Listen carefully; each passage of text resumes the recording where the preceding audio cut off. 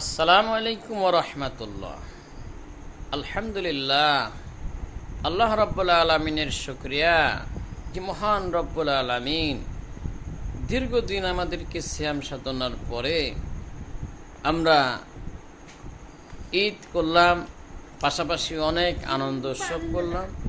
আবার আমাদের সামনে ঈদুল আজহা অনুষ্ঠিত হতে যাচ্ছে। সম্মানিত মুসলিম ভাই ও বোনেরা, আমরা ঈদুল আজহা সঠিকভাবে আমাদের সমাজে যারা কোরবানি করব, তারা মানুষকে দেখানোর জন্য কত বড় কোরবানি আর কত বড় বড়লোক, এরকম কোরবানির জন্য আমরা না করি।